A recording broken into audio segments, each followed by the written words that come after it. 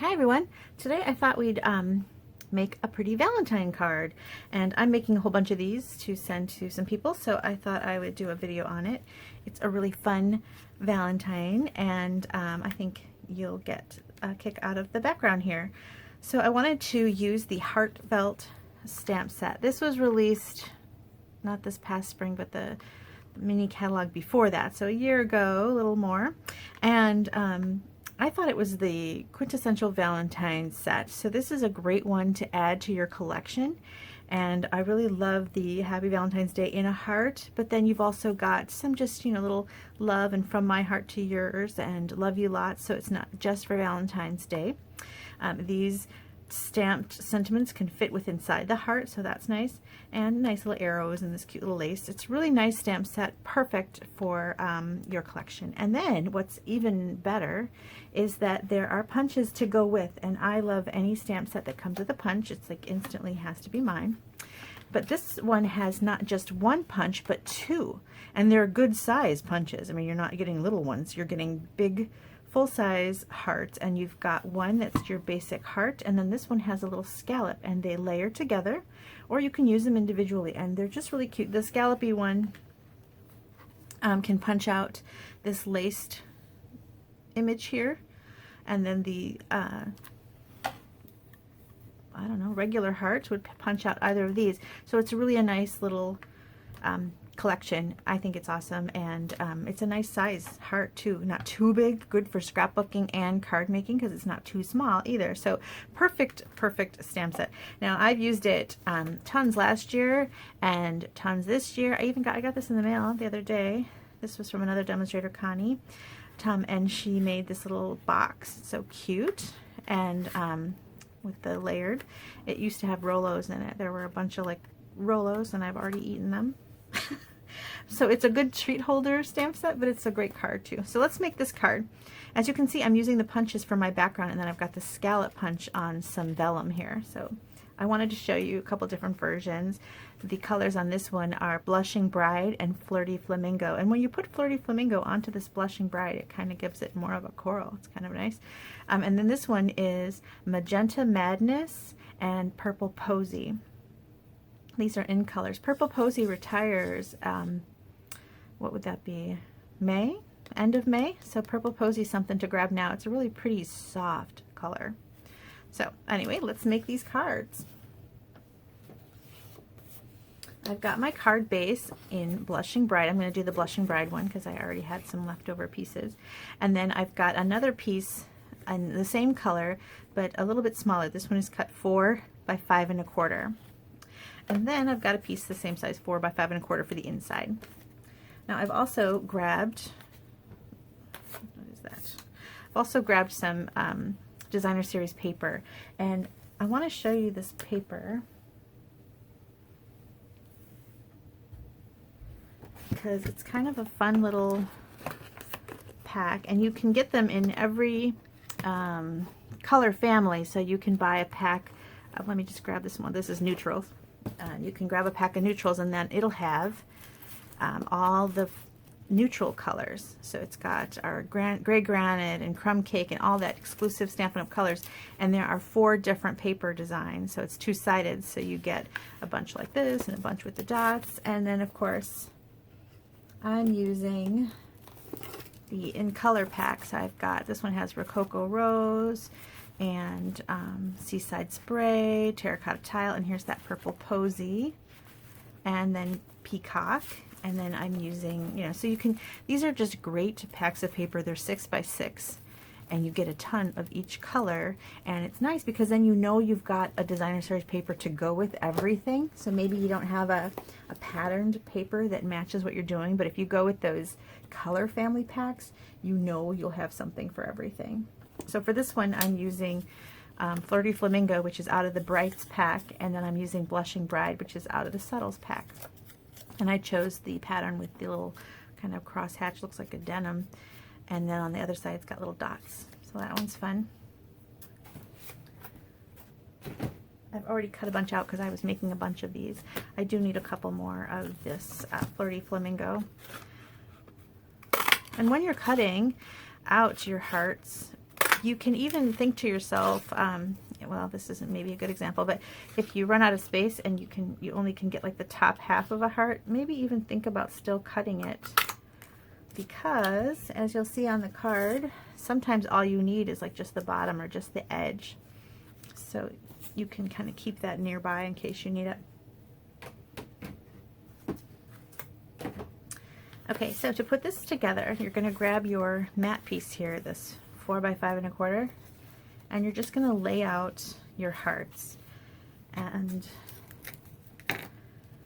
just kind of start laying them out. Now, one thing I want to say that I think it looks best if when you're laying these out, you know you're never going to end up perfect. So if you started with a perfect one here, it's like lined up right on the edge, this one's not going to be.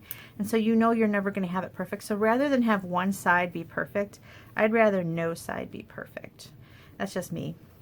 So I'm going to just kind of put these down. So let me go with, well, maybe these two in the middle like that. And I'm also trying to kind of alternate some up, some down.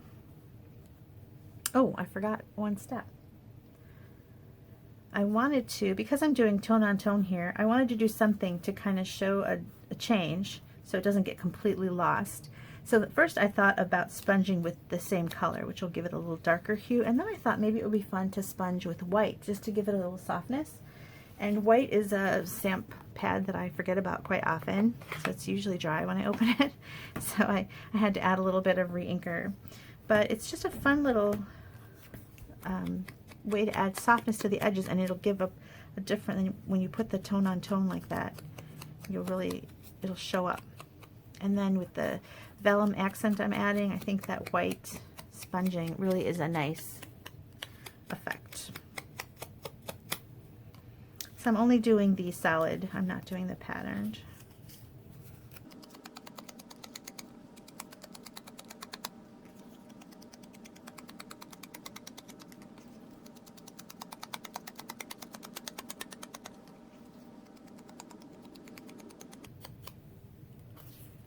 Okay, I think I got them all.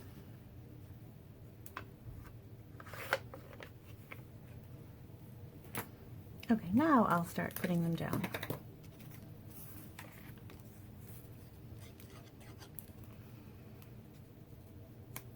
And you can lay them all out and then glue them down.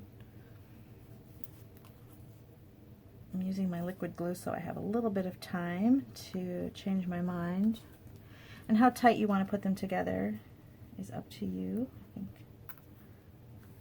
I want a little bit of space.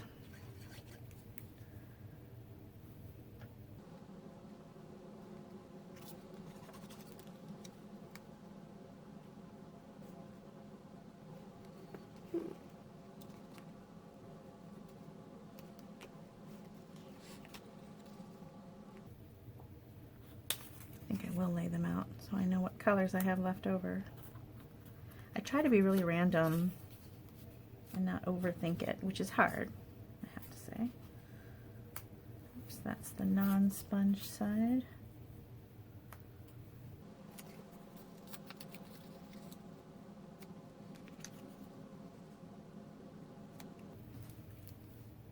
All right, and then when I think I'll use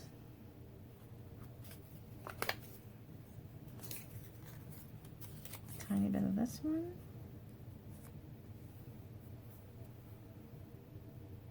Okay, I'm going to glue them down.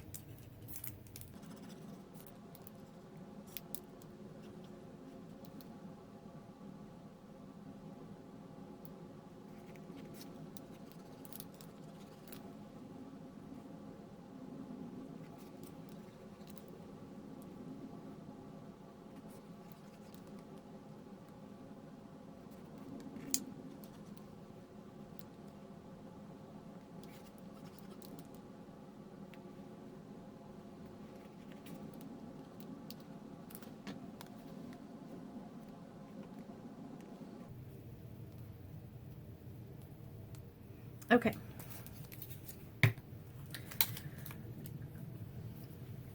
Now, could let that dry for a second, oops, for a second, and go ahead and work on your stamping.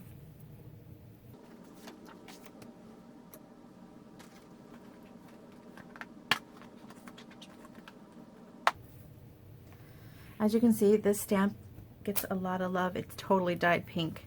I brought it to Church for the Kids class to make Valentine's last year, and it was just covered in red. So it's like, this one is never going to come clean. I'm going to stamp in Flirty Flamingo. And I do want to point out a little trick with stamps that are really solid like this one. Let me find my box.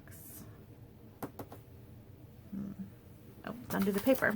Okay, notice how this has got a lot of surface area on this stamp. There's not a lot of, you know, laciness, kind of like this center here. So when you've got a lot of surface area like that on a photopolymer stamp, it's sometimes hard to get a nice clean image. Let me grab Connie's box here. See how nice and smooth that red is? It's hard to do that sometimes, and that's because it doesn't have a lot of give on a photopolymer. It's not on, like the red rubber stamps kind of have that built-in sponginess, and it's really nice, whereas the photopolymer don't have that. So something you might want to keep in mind. I stamp on a pad of grid paper here, so that kind of gives a little bit of sponginess. You can also grab maybe a catalog, and that'll give you a little bit of sponginess, but something that's perfect is this paper piercing mat, and this is in the catalog or under tools, Stampin' Tools on the online store, and it just has that sponginess give to it. And if you stamp on that, it's going to help get a nice smooth image. You also have to be sure to stamp them up really good. And when you first get a new photopolymer set that's really solid like this, sometimes it's good to just kind of rub it on your jeans or across your hand just to kind of get rid of any of the oils from the mold. You really want to get a nice smooth clean image on here. And if you're not, try a couple of those things. Try using something spongy like the paper piercing mat, or put a catalog underneath it, or rub it upon your pants or your leg or your palm of your hand. So I got a nice smooth Flirty Flamingo, and let me see if I can show you what I mean by not getting that. So if I ink it up, I mean, I'm not sure, mine's pretty well conditioned, but let's say I'm going to move this mat and stamp on this really hard table.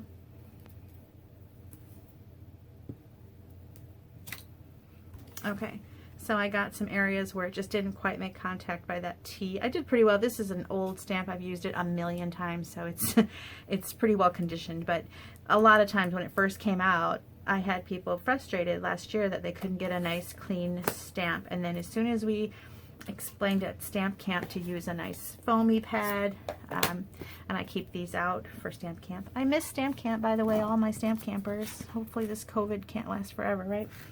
Anyway,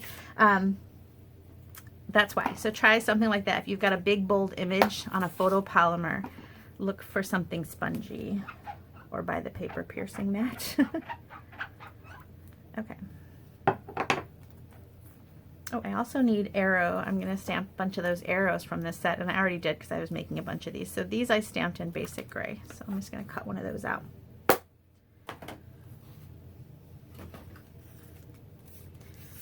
Okay, here's my good one.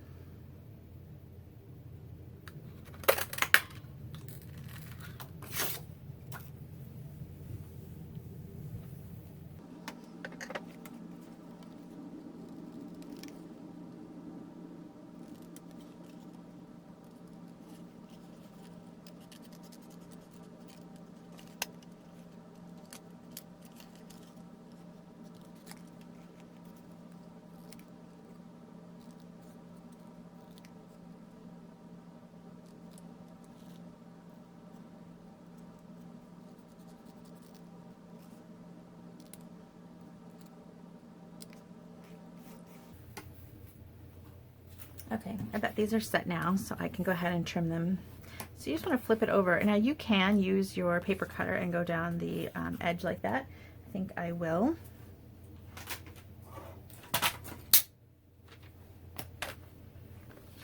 Now because I've got stuff sticking out, I can't quite go to the edge, so I have to really look here for the track, look in between the hearts, and line up that track.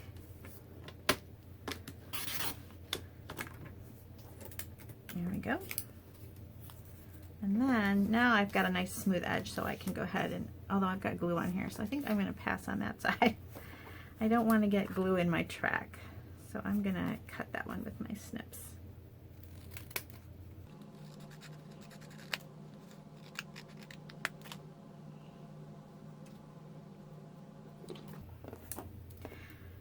All right, I'll go ahead and trim these with the cutter.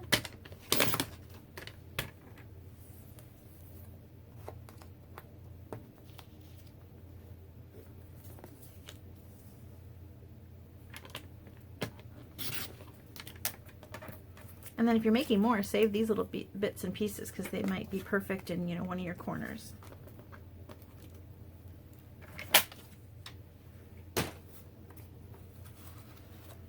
Okay, so now I just put this together. I popped this, you can kind of go either way on this one. I popped this up on dimensionals.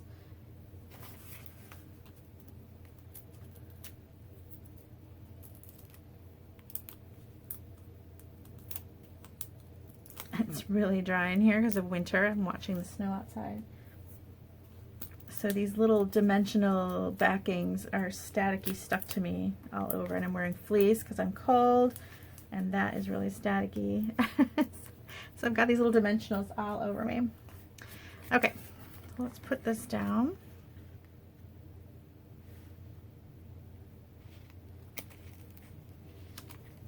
Okay. And then I wanted to, I already punched out a vellum scalloped piece. And then I've got this one, and in between those two I'm going to sandwich that arrow. So I'm just going to add a little bit of adhesive, and I lost it, here it is. I'm going to lay that down.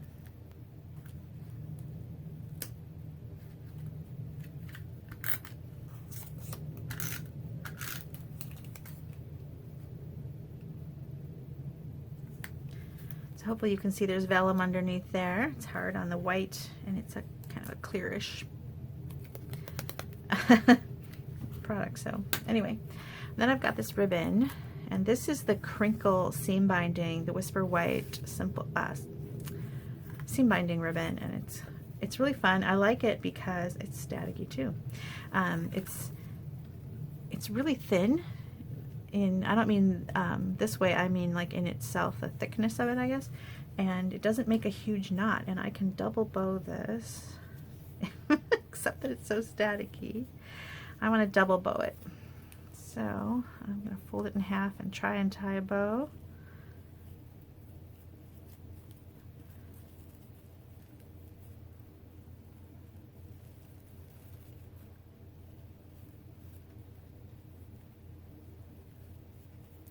It's so staticky in here, it's funny. Okay.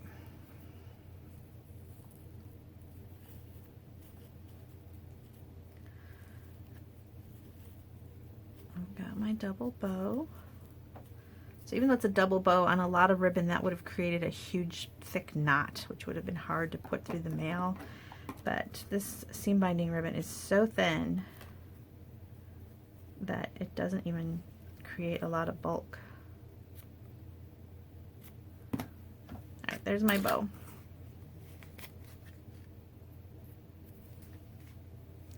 And I'm going to glue that down.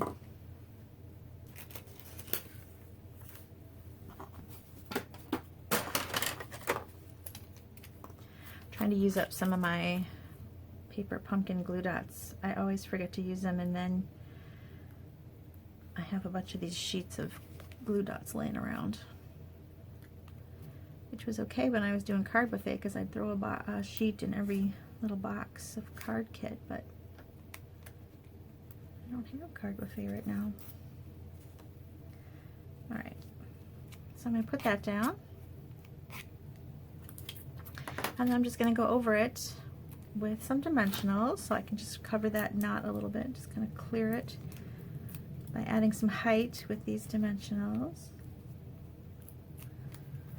and then stick my heart down. There, super cute. And then on the inside I added that piece of Whisper White, and then I really like this sentiment. It's from the same stamp set. It says, "Roses are red, violets are blue. So lucky to have a friend like you." Super cute. I'm going to be sending these out, and hopefully they are well received. I hope that you like it, and we'll give out a try on these cards. I just posted yesterday other punched backgrounds, different shapes, not Valentine's at all. If you want to check that out. Here's that bright one again. And if you'd like, I'd love for you to join me at Beth's Paper Cuts Idea Sharing Facebook group. That's where I post different challenges. I'll post anything. I posted a punched background challenge this week, and people can share what kind of punched backgrounds they're creating there, and you can see what they're creating, and you can add one of your own to the challenge as well. So I hope you can join me at Beth's Paper Cuts Idea Sharing group. It's for customers, demonstrators, or card enthusiasts. Card enthusiasts. Could not say that, sorry. I hope you have a great day. Thank you. Bye.